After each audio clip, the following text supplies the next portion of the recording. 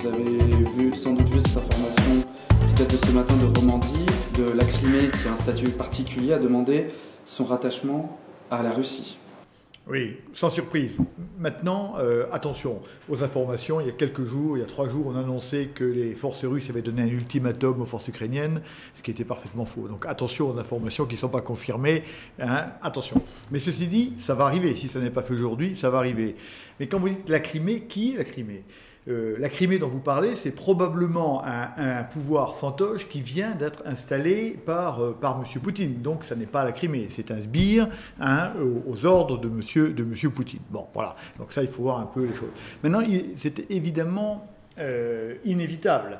Quelle est la machine qui est mise en marche ? La machine qui est mise en marche, elle date depuis un certain temps et elle a déjà eu un certain nombre de succès.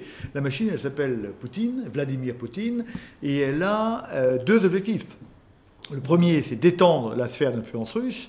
La deuxième, c'est de refaire de la Russie une grande puissance mondiale. Voilà son objectif. Et M. Poutine, contrairement aux dirigeants européens et américains, a une démarche de stratège, c'est-à-dire qu'il a bien une vision, et pas à pas, s'adaptant aux circonstances, il avance ses pions et il gagne. Il gagne.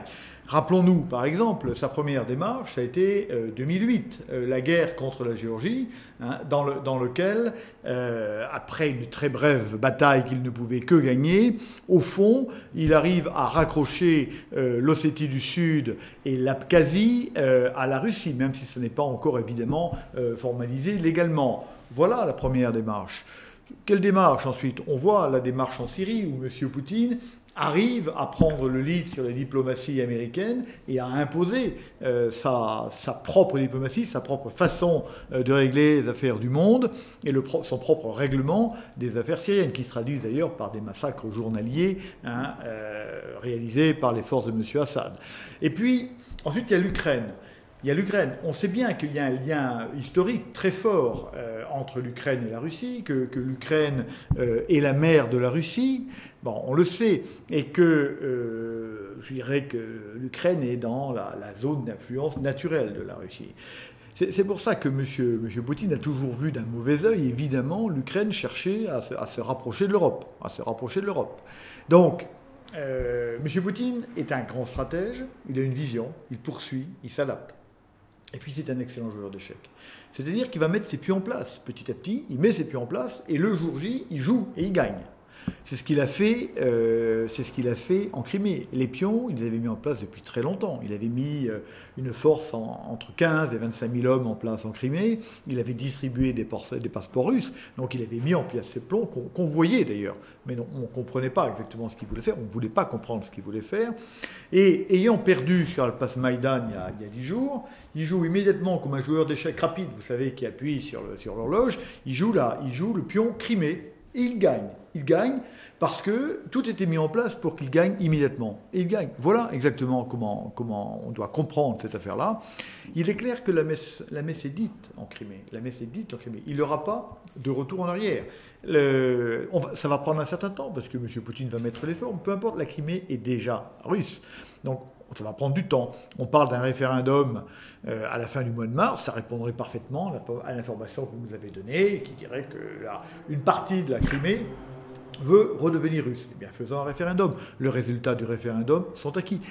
Alors, probablement, on n'ira pas tout de suite vers une Crimée russe. On ira d'abord vers une Crimée puis totalement indépendante de l'Ukraine, et puis un rattachement. M. Poutine a le temps. Il agit dans le temps long, il agit de manière sûre. M. Poutine, en aucun cas, ne pouvait perdre la Crimée, et nous devions le savoir. À partir du moment où Kiev mettait en place un pouvoir provisoire, d'ailleurs illégal, anti-russe, et qui aurait pu prendre des mesures immédiates pour retirer les accords entre la Russie et l'Ukraine, Poutine devait prendre des mesures, et il les prend immédiatement. Il ne peut pas perdre la Crimée, puisque la Crimée, pour lui, c'est d'abord Sébastopol, et c'est l'accès aux mers chaudes, la Méditerranée, bien sûr, et l'océan Indien, à travers le canal de Suez. On se rappelle que M. Poutine est en train de moderniser la flotte de la mer Noire, à grand renfort records de millions d'euros et que tout cet effort-là, et il ne peut pas l'arrêter, hein, puisqu'il est dans une démarche de puissance. Donc il ne peut pas laisser tomber Sébastopol, il ne peut pas abandonner ou ne plus utiliser là la partie de Foch qui est en train de moderniser. Donc quoi qu'il arrive, il allait prendre des mesures pour conserver Sébastopol et la Crimée. Donc il a agi comme il a agi, suivant une manœuvre qui était préparée à l'avance, des plans qui étaient préparés à l'avance. Et quand il a vu qu'à Kiev, il avait perdu sur la place Maïdan, il a joué son deuxième coup et il l'a emporté. N'oublions pas que globalement, ça correspond à ce que je disais au début, M. Poutine est en train d'améliorer très fortement les capacités de son armée. Son plan, c'est l'investissement de 500 milliards de dollars dans son armée en quelques années. Les budgets d'armement russes ont cru de 25% en 2013. Ils croissent de 20% en 2014. Et le rythme est à peu près similaire. La puissance militaire russe et le budget militaire russe est le troisième budget mondial aujourd'hui. N'imaginons pas qu'un pays qui a des problèmes financiers, des problèmes budgétaires, des problèmes économiques va faire ses investissements s'il n'espère pas en retirer un certain bénéfice. Donc tous ces pions-là se mettaient en place. Toutes ces obligations de M. Poutine se mettaient en place, mais nous ne les avons pas vues. Il y avait peut-être au début de la crise ukrainienne un moyen d'éviter que M. Poutine se saisisse immédiatement de la Crimée. Rien n'a été fait. C'est-à-dire que dans cette manœuvre, dans ce rouleau compresseur qui avance depuis que M. Poutine est aux affaires, avec des objectifs constants. Dans ce rouleau compresseur, nous jouons toujours avec les Noirs et M. Poutine joue toujours avec les Blancs. C'est ça, il faut arrêter ce jeu-là. Et puis, il faut savoir parler à M. Poutine le langage qu'il sait parler. On reproche à M. Poutine de parler le langage du 19e siècle. C'est un tort. M. Poutine parle son langage. Il parle le langage de la force. Dans la guerre et dans la diplomatie, c'est l'adversaire qui fait la loi de l'autre, c'est ce que me dit Clausewitz. Et donc, puisqu'il parle la loi du 19e siècle, eh bien nous, on doit apprendre à répondre aux arguments du 19e siècle. Nous ne pouvons pas lutter contre quelqu'un qui croit à la force comme argument majeur en indiquant, en ce qui nous concerne, que la force ne compte pas. Quand on a un adversaire majeur qui accroît ses budgets de défense dans la proportion dans laquelle il les accroît, nous commettons une faute stratégique majeure, nous-mêmes, en décroissant, en faisant diminuer nos budgets de défense. M. Poutine observe les pions sur l'échiquier. Il observe les pions sur l'échiquier. Et il y a un pion en face de lui qui est important, c'est le pion États-Unis, Obama.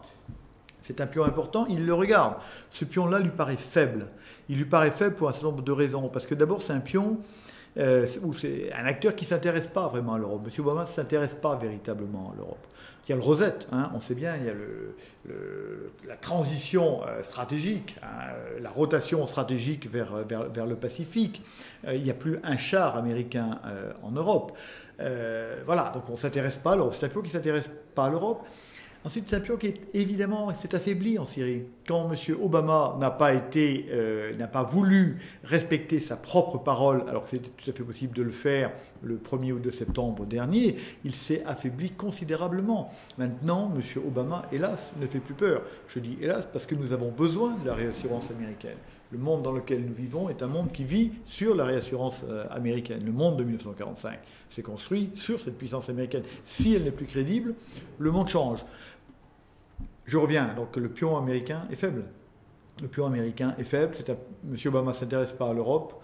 Il s'est affaibli psychologiquement, je dirais, par rapport aux autres début septembre.